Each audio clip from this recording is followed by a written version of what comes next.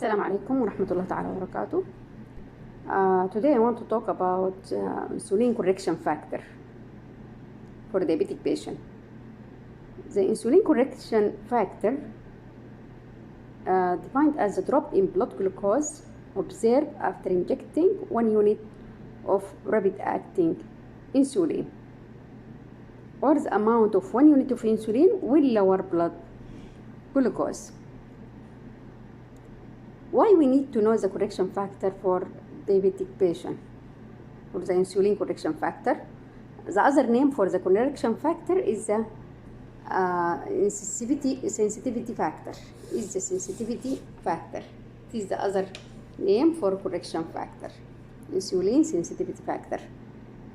Why we need to know it? To prevent hyperglycemia, which can lead to diabetic ketoacidosis and which can lead to acute life-threatening emergency.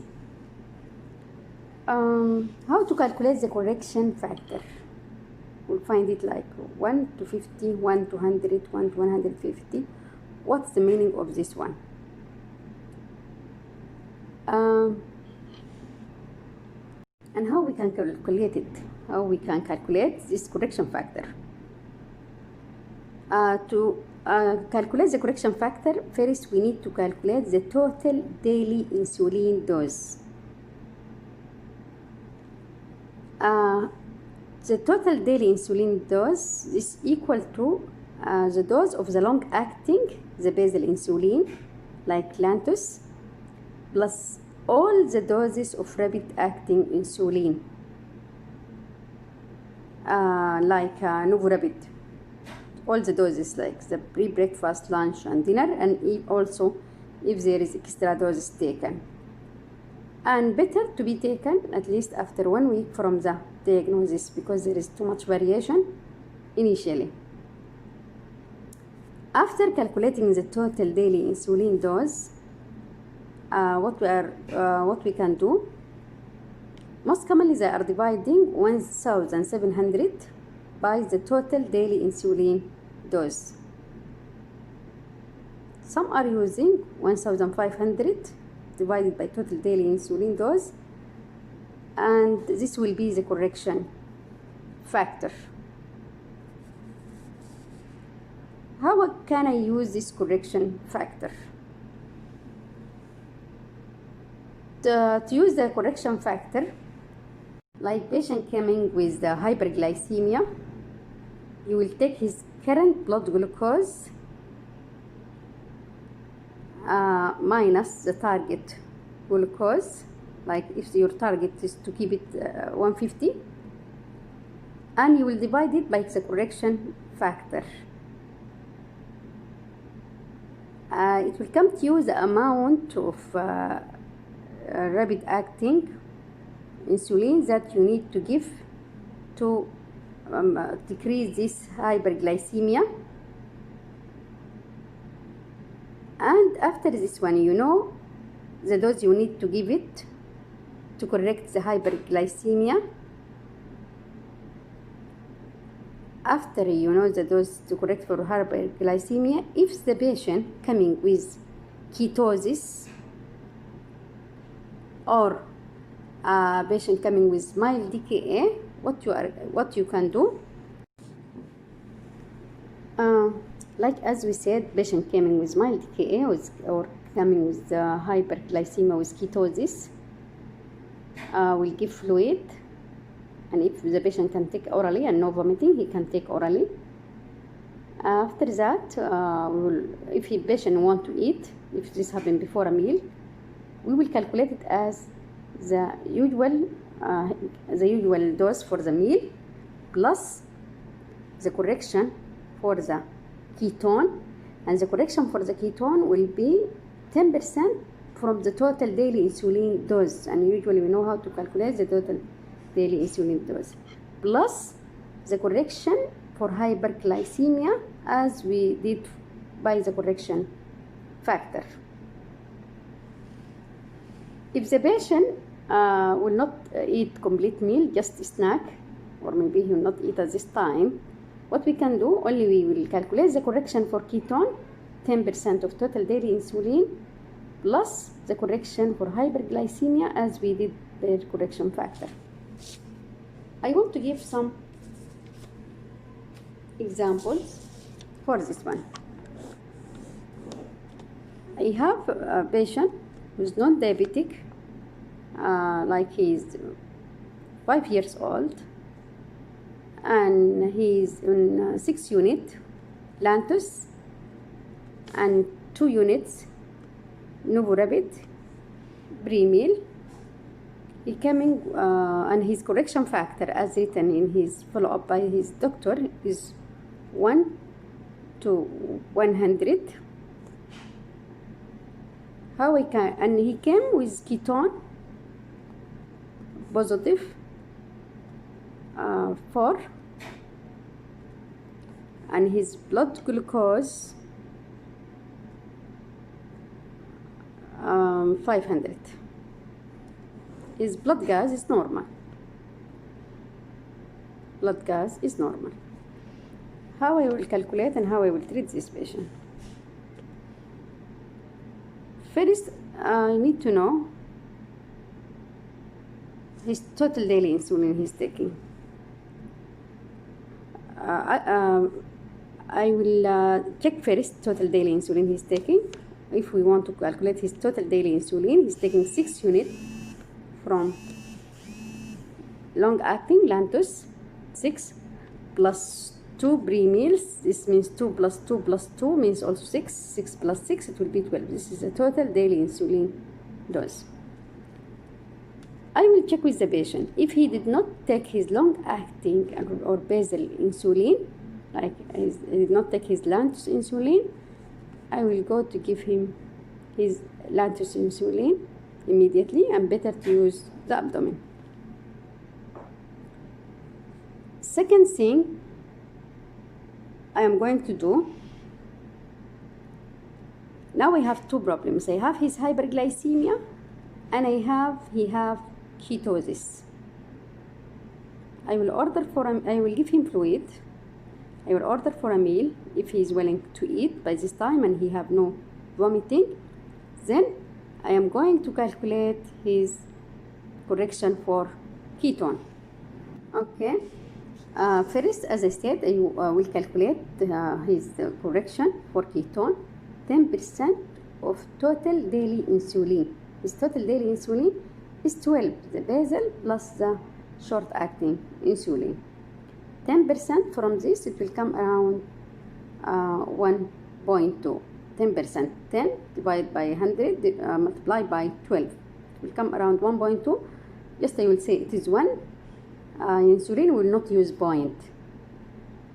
After this one, I will make the correction for his hyperglycemia as per his correction factor. We said his correction factor is 1 to 100. Now his glucose level is 500. So what I am going to do, if his target glucose, if the target glucose for me, it is 150, I will make 500 minus 150, the target. I will divide by his correction factor. It will come around 3. If he's going to eat a meal, I will give him also the dose for his usual meal, which is 2 units.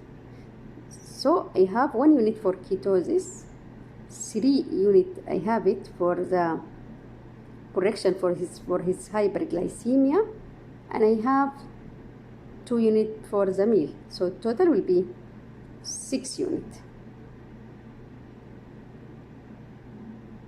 I will give him this doses.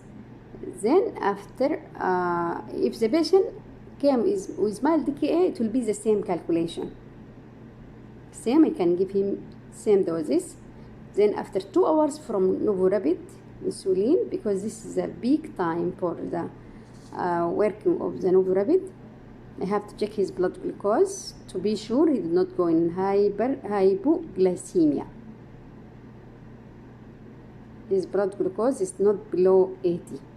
If I found his blood glucose below 80, so what I am going to do, I will give him juice. After 15 minutes, I am going to check it. If he is not taking orally, I will give him the 5% IV. After 5 minutes, I am going to check it. This is how to calculate the correction factor. For patient with mild DKA, as I said, we can do it like that. Also same, I will calculate. If with meal, I will give the usual dose for the meal plus the 10% of total daily insulin to correct the ketosis, plus a correction for hyperglycemia as a correction factor. If the patient will not eat a complete meal, just he will need to eat a snack, I will not give him the dose for the meal. I will give only the correction for ketone, which is 10% of his total daily insulin, plus the correction for his hyperglycemia. Okay, I can repeat this one after 3 hours. I can give him another doses according to blood glucose at that time also, if needed, or only if the blood glucose is okay, but he have ketosis only. I will calculate to correct his ketosis. And after this, if he have blood ketone positive, I have to repeat. I will consider it as negative if it is below 1.5. If the blood gas initially there is mild DKA, I have to repeat his blood gas plus his ketone to be sure he's out of DKA and he's out also at the same time of ketosis. And I have to check with the patient what is the cause of his hyperglycemia and his DKA or his ketosis. Is the problem from the injection site? I have to advise him to change the injection site. And after this one, if the cause because he missed dose, I have to talk to him. Not to miss dose, I have to involve the diabetic educator and social worker at this time. So the most important to prevent this from happening again, because it can lead to DKA, and maybe he will come with DKA if we did not treat the cause. So check with him how he's keeping his insulin at home, how he's storing, if it is in the proper place, the place of the injection, and if he is giving proper doses or no, if he is rotating or no, and tell him about the proper place for the injection. Is the abdominal muscle is the best place for the absorption. And also you can revise what he is eating with the dietitian, and you can teach him how to give corrective dose at home before progressing to ketosis or to DKA. You can teach him. And the most important, to have an easy access for communication with diabetic educator or one of the diabetic team, so he can take their advice when he will have hyperglycemia. So I hope now it is clear for the correction factor for insulin and how to manage the ketosis and how to manage mild DKA in ER or through the phone. Sometimes you can, by phone, you can advise the family, especially if hyperglycemia alone, you can advise the family how to calculate it if they don't know. But always, as you said, we have to know what is the cause to prevent it from happening again.